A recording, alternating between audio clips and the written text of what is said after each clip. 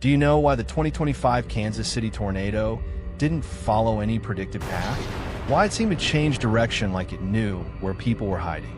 Meteorologists still say it was unusual, erratic, even unexplainable. But if you ask locals, real locals, they'll whisper a different story. One they're too scared to say out loud. Because this wasn't just weather. This was something older, something awakened.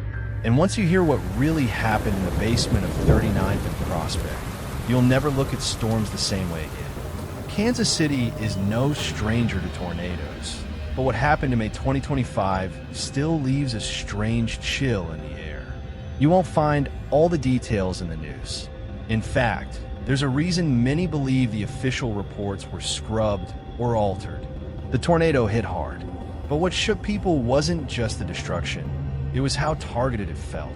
Entire blocks flattened, while homes next door were untouched. Sirens failed, phones glitched, and the sky turned a shade of green locals had never seen before. The story I'm about to share isn't a viral creepypasta or something lifted from Reddit. It comes from someone I trust, my cousin, Erin, who lived in the Hyde Park area when it all went down. She worked nights at a small archival library, the kind buried under buildings and time. That's where she first read about it. She tried to warn people.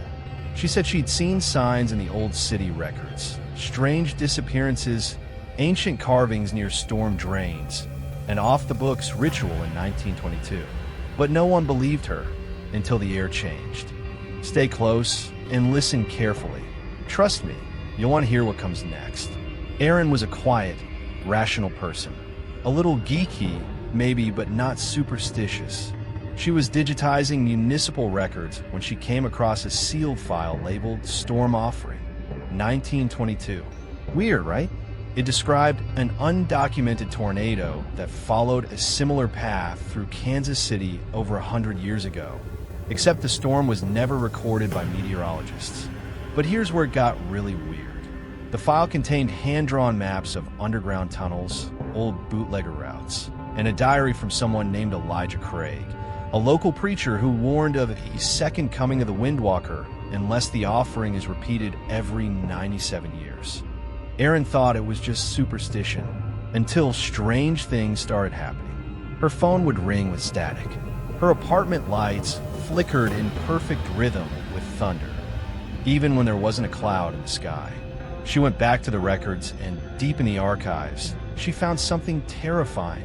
A ledger of names. Each one crossed out, all marked accepted. She flipped to the last page. The final name written, hers.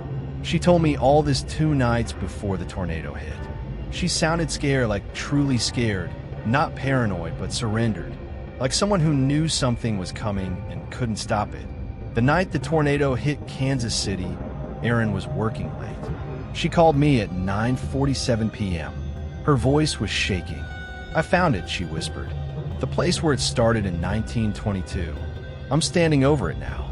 She was in a condemned church at 39th and Prospect, the same block where the tornado first touched down.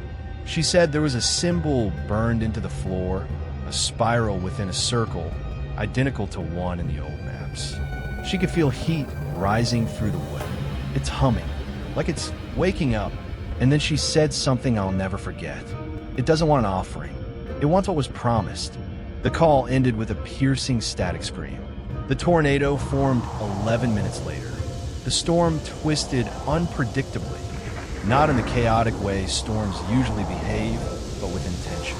It turned away from high-density areas, except one, a 4-block radius around the old church.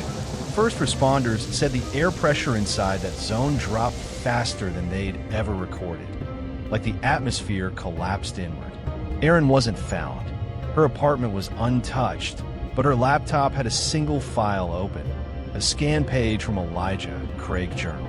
It read, "The Windwalker sleeps only when fed. Let the city forget. Let history bury the truth.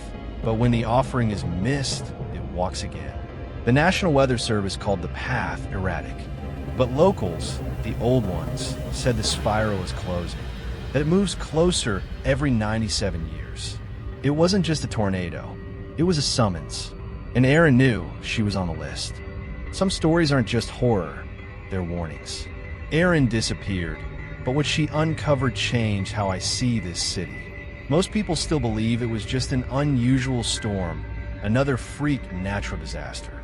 But when you start to dig, patterns emerge. Tornadoes that follow similar paths.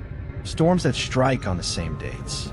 Entire neighborhoods erased, while certain blocks remain untouched. No one wants to talk about Storm Offering 1922. The records are sealed now. The underground tunnels near Hyde Park, quietly filled in after 2025. The condemned church, demolished within weeks. But I think Aaron was right. This thing wants what was promised. And whatever it is, it's older than Kansas City. It's not in the clouds. It's beneath us. Next time you hear sirens and feel the pressure drop, ask yourself, what do we forget this time? And more importantly, who's been chosen? Because the wind doesn't move randomly. It remembers. Have you ever witnessed something during a storm that didn't feel natural? Maybe a voice in the wind, or a house that stood untouched while everything else was destroyed. Drop your story in the comments. We want to hear your truth. If this story gave you chills, don't stop now. Watch our next video. The horror runs deeper than you think.